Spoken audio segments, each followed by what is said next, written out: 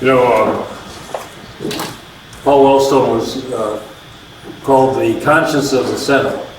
And I would say you and your organization are the conscience of the next generation of Minnesotans. And I thank you for what you just laid out for us, which is both a recognition of the successes that we have achieved, the progress we've made, but also recognition of how much farther we have to go.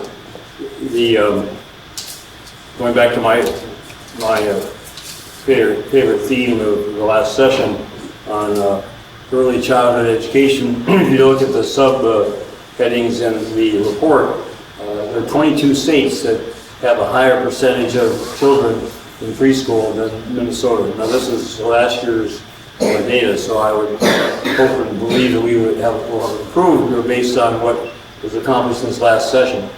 But that's nowhere near where we should be. We rank 6th in education, in which this is a subcomponent.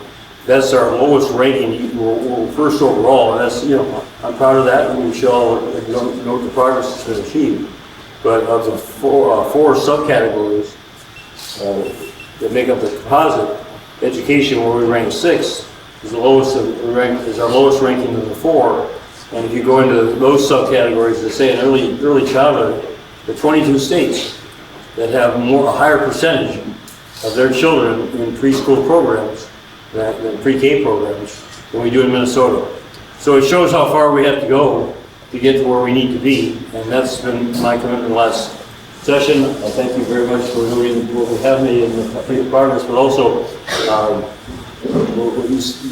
remain our conscience, because there's so much more that we need to do.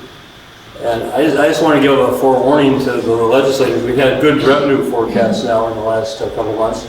We'll have to wait till November to see how it all balances out.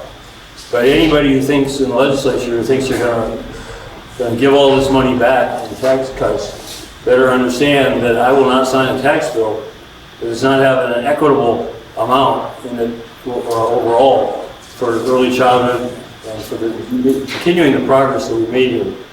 So we'll have a long way to go before we negotiate all that. But when I saw these numbers and saw, as I said, I'm proud of the fact that we've gone from 5th to 1st overall. I think that's something we should all take pride in. But if you look at the underlying numbers, we got a long ways to go. And particularly in the area of early childhood, which we recognize as one of the keys to remedying these achievement gaps which you noted, which are unacceptable and intolerable. And we're going to keep making that the priority of my administration, and anything else is going to have to take second place and not precede it.